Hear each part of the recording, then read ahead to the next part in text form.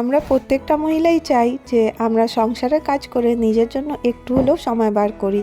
আর নানা রকমের কাজ করতে কিন্তু আমরা প্রত্যেকেই ভালোবাসি। আমি মৌ মাল্টিফ্লেভার চ্যানেলে আমি তোমাদেরকে আবার একবার অনেক অনেক স্বাগত জানাই। আশা করি প্রতিদিনের মতন তোমরা খুব ভালো আছো। আজকে আবার আমি একটা নতুন টিপস ভিডিও নিয়ে চলে এসেছি। আশা করব আজকের ভিডিওটা একটু হলেও তোমাদের উপকারে লাগবে। তো ভিডিওর প্রথমেই আমি তোমাদের সাথে একটা কেকের ডিজাইন শেয়ার করলাম। তো এই কেকটা বানানো খুবই সহজ। আর আজকাল আমরা প্রত্যেক মহিলারাই কিন্তু বাড়িতে কেক বানাতে ভালোবাসি। অল্প বিস্তার হলেও আমরা কেকের ডেকোরেশন করতে ভালোবাসি। তো কিভাবে আমি আজকে কেকের ডেকোরেশনটা করে নিচ্ছি খুবই সহজভাবে, প্রতিটা টিপসের সাথে আমি তোমাদের সাথে শেয়ার করছি। তো কেক স্পঞ্জ করে নিয়েছি, তারপর এর মধ্যে ক্রিম আর দিয়ে দিয়েছি স্ট্রবেরি ক্রাশ দিয়ে, তারপর চকো চিপস দিয়ে দিয়েছি। এতে কিন্তু অনেকটা টেস্ট হয় কেকের। তোমরা এইভাবে কেকের লেয়ারটা দেবে, দেখবে কেকের টেস্ট কিন্তু অনেকটা বেড়ে যাবে। তো এইভাবে দেখো আমি কেকটা ডেকোরেট করে নিচ্ছি। আমি তোমাদের সাথে প্রত্যেকটা টিপস কিন্তু শেয়ার করি যে কিচেন থেকে রিলেটেড বা প্রতিটা যেটা আমাদের রেগুলার জীবনে কাজে আসে, আমি সেই রকমেরই ভিডিও নিয়ে তোমাদের কাছে চলে আসি। তো দেখো আমি সিম্পলভাবে কেকের ডিজাইনটা করে নিচ্ছি। এটা খুব সহজ বানানো। তোমরা তোমাদের বার্থডে বা বাচ্চাদের বার্থডে বা অ্যানিভার্সারিতে এই রকমের টাইপের কেক বানাতে পারো বা কাউকে গিফট করতে পারো। তো আজকে আমি তোমাদের সাথে শেয়ার করব এটাকে আমি কিভাবে ডেকোরেট করছি। তো দেখো আমি এইভাবে একটা পাইপিং ব্যাগে ক্রিম নিয়ে নিয়েছি আর দিয়ে ডেকোরেট করলাম। এটা হচ্ছে লিফ নজল। এই লিফ নজল দিয়ে আমি এইভাবে পাতাটা বানিয়ে নিচ্ছি। তোমরা যদি ডিটেলে ভিডিও দেখতে চাও আমাকে কমেন্ট করো, আমি তোমাদের জন্য ভিডিও নিয়ে চলে আসবো। এখানে আমি রোজ তেল নিয়ে নিয়েছি আর নিয়ে নিয়েছি ক্রিম। তো দেখো আমি এর মধ্যে ক্রিমটা নিয়ে নিয়েছি আর এই নজলটা দিয়ে আমি এটাকে ফুলটা বানাবো। তো দেখো আগে আমি কি করেছি, একটা পাইপিং ব্যাগে আমি ক্রিম ভরে নিয়েছি আর ক্রিমটা এইভাবে দিয়ে দিলাম। আর দিয়ে দেওয়ার পরে এই যে নজলটা দেখছো, এটা দিয়ে আমি এইভাবে ডেকোরেট করে নেব। তো দেখো খুব সহজ, এইভাবে চাপ দেবে তো এর মধ্যে প্যাটেল তৈরি হতে থাকবে, মানে যে ফুলের যে প্যাটেলগুলো আছে, আর খুব সহজেই কিন্তু তৈরি হয়ে যায় আর দেখতেও কিন্তু খুব সুন্দর লাগে।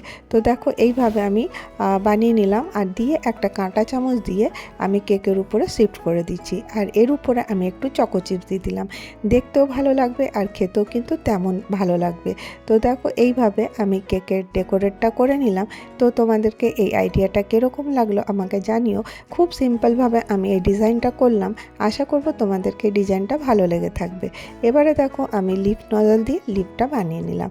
তো কেমন লাগলো তোমাদেরকে এই কেকটা। তো এরপরে চলো টিপসে চলে আসি। এখানে দেখো আমি ভিলের প্যাকেটটা নিয়েছি। আসলে কি হয়, সংসারে দেখবে এমন এমন জিনিস থাকে যেগুলো আমাদের কৌটোতে ভরার পরেও কিছুটা বেঁচে যায়। তো তখন ওটাকে আমরা কিভাবে রাখবো তাহলে এটা ভালো থাকবে। আর এইভাবে আমরা রবার ব্যান্ডও লাগাতে পারি, কিন্তু আজকে আমি তোমাদেরকে সম্পূর্ণ সিল করা দেখাবো কিভাবে করতে পারো।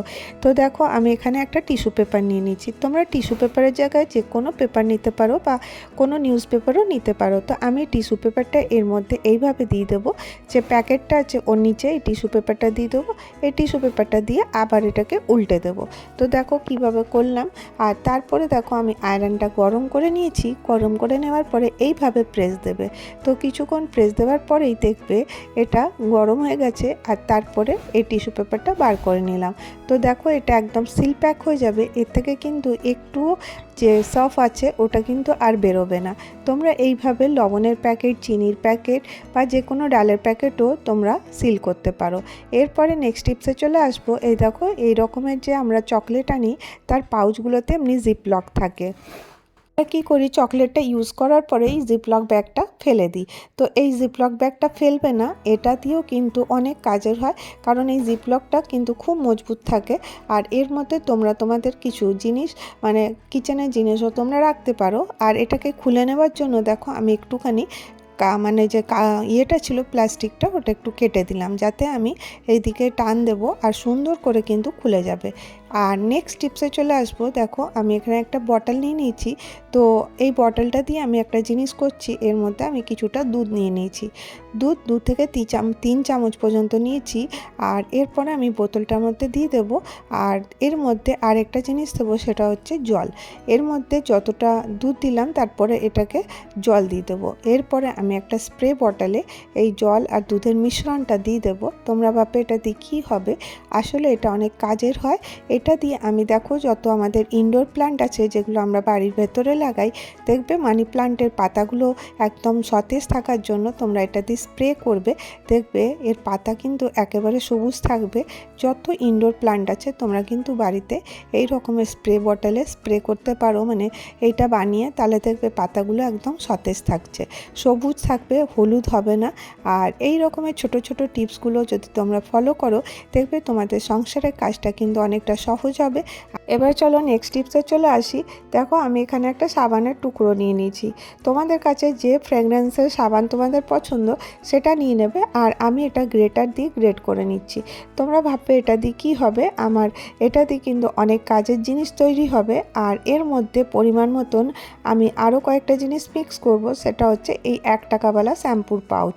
এটা দেখো খুবই কম খরচায় এটা তোমরা তৈরি করে নিতে পারবে। এই দেখো এখানে আমি 1 পাউচ শ্যাম্পু দিয়ে দিলাম, আর এর মধ্যে দিয়ে দেবো ইনো পুরো প্যাকেটটা দেওয়ার দরকার নেই, হাফ প্যাকেটটা দিলেই কিন্তু হয়ে যাবে। তো এরপরে আমি এই 3টে জিনিসকে ভালো করে মিক্স করে দেবো। এরপরে আমি এর মধ্যে দিয়ে দেবো কিছুটা জল। তো তারপরে দেখো আমি এটা দিয়ে একটা মিশ্রণ তৈরি করে নিচ্ছি। এই মিশ্রণটা কি কাজে আসবে আমি তোমাদেরকে আগে বলবো।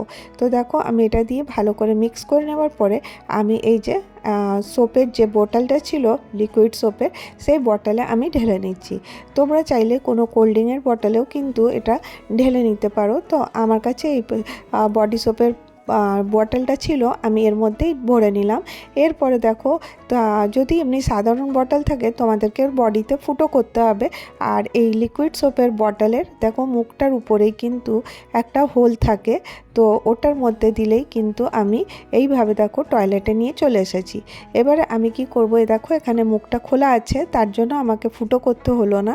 এরপরে আমি এই বটলটাকে এইভাবে উল্টো করে এইখানে দিয়ে দেবো। তো এরপরে এটা দিলে কি হবে, এর মধ্যে থেকে কিন্তু একটু একটু করে লিকুইডটা বেরোতে থাকবে, আর টয়লেটও কিন্তু একদম পরিষ্কার হবে, বারবার পরিষ্কার করার দরকার পড়বে না। আজকে আমি তোমাদের সাথে এই কটা টিপস শেয়ার করলাম। যদি ভিডিওটা ভালো লাগে তাহলে একটা করে লাইক করে দিও, আর যদি অনেক ভালো লাগে চ্যানেলটা সাবস্ক্রাইব করে নিও।